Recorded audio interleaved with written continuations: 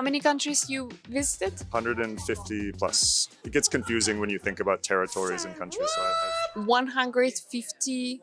maybe 160-ish, yes. I want to be American. It's a benefit, yes. I've been doing things the hard way, actually. It's very effective what I do, gets results, but nothing I learned in school is relevant to what I do. And all of this was born out of being extremely cheap. I was cheap and I wanted to save money. Could you please tell me what's your name, what you do, where you're from, and how many times you've been on Nomad cruise? Yes, hello everyone. My name is Trevor. I run a business called MileMethod.com. I help Americans travel for almost free by leveraging US credit card sign-up bonuses. So earning miles and points and then redeeming them for 95% plus discounts. And this is my third cruise. So number 1 and number 10. Are you doing this full time? Yes, for 10 years. For 10 years. Can you come back to the moment when you had nothing this built yet and how it all started? So with my business, it's all about saving money. Before I started working online, I also backpacked, I traveled, and all of this was born out of being extremely cheap. I did a bicycle trip across South America, saved up money, did the trip, and towards the end of the trip, I had to find creative ways to keep traveling. And I just went deep down the rabbit hole. There was online forums, learning how to use the US banking system to earn incredible amounts of miles and points. And that's how it started. I was cheap and I wanted to save money. That's a very good strategy. So how it went growing up into the whole business full time? On this boat, I'm learning that even after 10 years, there's so much to learn. Especially with the new softwares and AIs coming out. So I feel like I've been doing things the hard way, actually. It's very effective what I do, gets results, but now I want to take it to the next level, implementing AI, streamlining all these softwares I'm learning about. What was your aha moment when you're listening to someone or talking with someone and that brought you feeling like, oh, this is a great idea. I really need to apply it to myself. Just imagining how it could save me time, I think. That's a common goal in anyone's business, is how to do the same thing more efficiently. So that's when I hear someone talking about a new thing that could help me save time, I'm interested. How much time you actually spent on doing this full time? If I'm in a busy work phase like I am now, it's what I do all day, but I enjoy it. But I also have the option to step back if I want to. I could be doing a couple hours a day if I chose, but now I'm very busy. So can you open up a little bit this curtain and tell us exactly what you do? Yes, with my clients, they tell me where they would like to travel. So if a new client says they would like to go to Brazil, Thailand, South Africa, for Americans only, by the way, I put together a customized credit card application schedule that will earn them the exact type of miles and points to travel to those destinations. Earn the miles and points with credit card sign-up bonuses and redeem them. We do it all for the client. And then they can buy flights and hotels for using just miles or just flights? Flights and hotels with the miles and points that they earn. And the miles they earn by spending through these credit cards? Yes. So I forget that this is a very new system for a lot of people. Yeah, so most of the globe doesn't have these features as United States has, like earning on miles. And so we would like to understand what it actually means. Yes. So the way it works in the United States, there are many, many, many credit cards, hundreds. And the banks incentivize you to become a client by saying, if you apply for this credit card and if you spend a certain amount on the credit card, we will give you a bonus.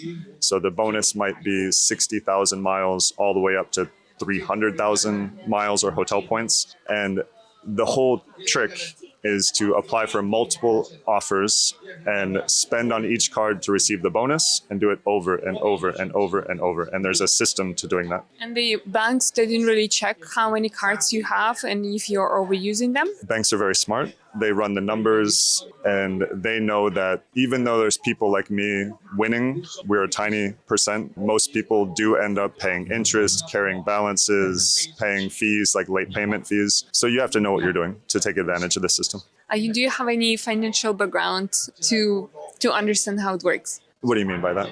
Like, do you are into financial background to understand how the bank system works, how the fees works, or you just learning from doing by yourself? I learned from doing. I did study business in school, but nothing I learned in school is relevant to what I do. It's just being obsessed with the topic and deep diving until you figured it out. Can you give me an example of this beautiful advantage of traveling with miles and business class? Like, what the recent trips you did using the miles and paying for the flights and hotels? So I travel full time for 13 years now using miles and points. A fun example would be my dad just flew to Italy, so I do this for my family. If you earn miles and points, you can redeem them for friends and family. So my dad is very spoiled. We just booked him a $20,000 trip for about $800. Italy, Malta, business class round trip, hotels. So the business class flights are very expensive, but when you redeem airline miles or hotel points, you just pay taxes. So you can book, say, a $5,000 business class flight for the cost of taxes, which can be as low as $6. I want to be American.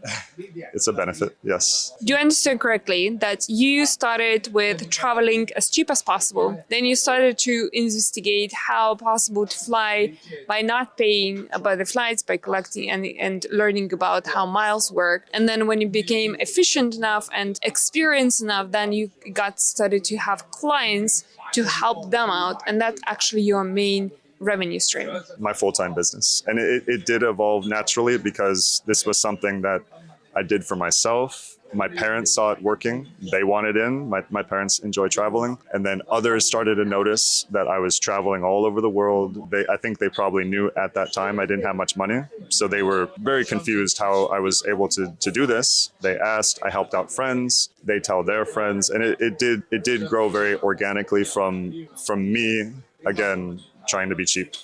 Where you think your business can grow? What I run is a service-based business. Where you want it to grow? Where I want it to go. I have some numbers in my head that, though very specific goals that I'm achieving. I have goals, but I have come to a realization that I don't need to be the biggest. I don't need to be multi-millionaire because I started this whole business probably like many of your listeners or the people you interview, to have some freedom, to have some quality of life, and it's working out well. So I'm not trying to work all day long. I want to have a business that gets results, helps clients, but also allows me to live how I want. Can I ask you about the Nomad cruise? Are there anything you can you recommend to the people who listen right now? Whether they are starting their entrepreneurial journey or digital nomad journey, is any suggestions you have from your 13 years of experience? I would be the first to admit that I am still learning. So it's very important to know that you'll never know it all. You just start, you figure it out as you go. Because of events like this, because of different other Nomad events, I'm very active. I follow very closely the Nomad scene.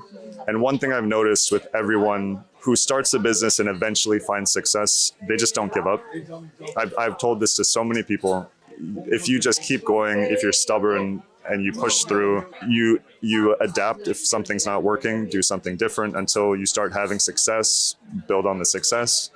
That's the biggest thing, in my opinion. After observing so many people like myself, I had no business experience 10 years ago when I started my business. Now I'm able to travel like a lot of the other nomads, doing a very unique, strange business model. Can I ask you what budget you have per month when you're traveling, taking into account that you like to save money, but there's still a budget that you agree to spend per month when you travel full time?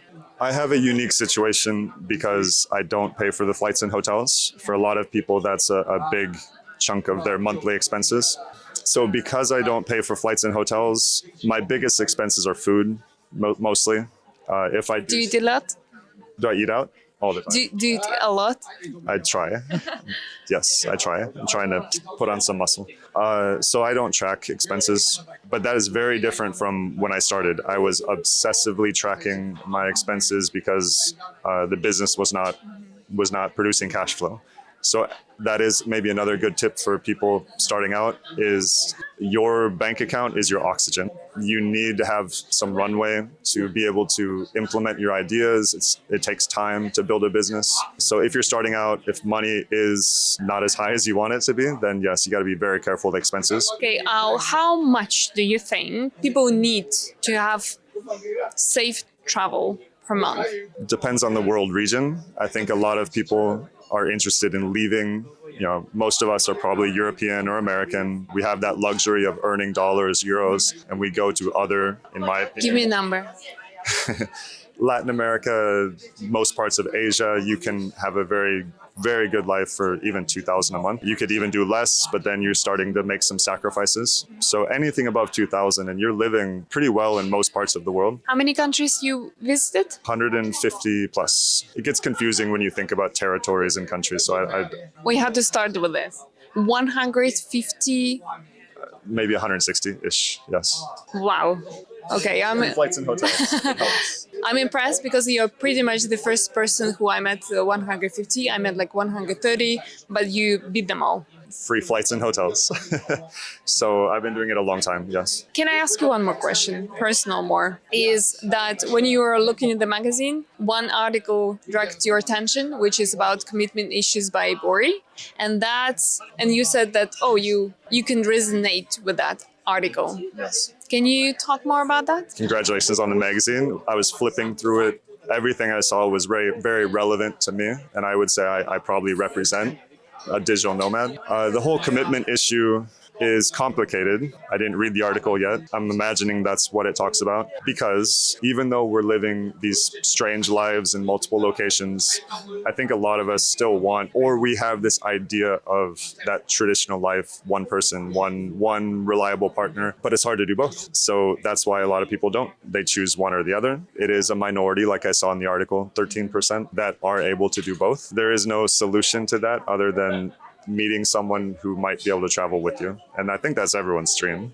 So how does it work for you? As far as dating, if you're somewhere and you meet someone, then you change your plans and you stay. That's been my... And you were able to stay?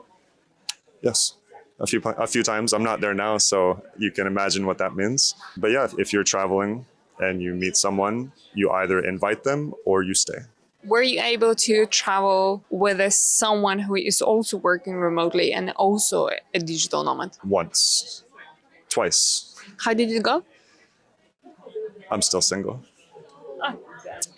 It was nice because we had a lot of common interests, and then she's not just staring at me when I'm on the computer. She also has her work to do, so that's nice. Do you still have a hope to fall in love with someone and find the person for life with someone who is also traveling and working remotely and can be your partner for life? I think so. My perspective has changed a bit because before I was seeking someone who also was working remotely.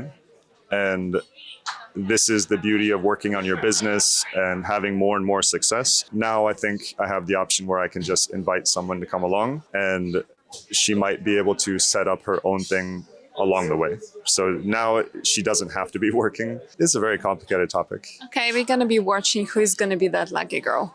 Are there anything else that I haven't asked you and you would like to add? I guess a tiny pitch. If you're American, we all love to travel. You do not need to be paying for flights and hotels. Americans have this incredible system that you can take advantage of. The rest of the world wishes they had it. So you can check me out, MileMethod.com, or on Instagram, MileMethod, and just send me a message. We'll talk. If you have any questions, I'm happy to answer them. I had done a few podcasts that got a lot of positive feedback. One was Invest Like a Boss, Johnny FD and Sam Marks. I think you interviewed Johnny.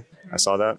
We've been with him in Buenos Aires. Yes, that was a good podcast. I would suggest anyone to go check it out. I was ranked best podcast of the year. Actually, he lives in Ukraine where I'm not living anymore. Yes, he does. I follow him very closely because he's showing what's happening. So you don't have your own podcast? I do not. You mainly go on the podcast as a guest to someone else. Yeah, I really should do a better job of reaching out to podcasters, but sometimes people approach me like this. We do a podcast and it always gets good feedback, and it's a good way to get the word out. Thank you so much. You're welcome.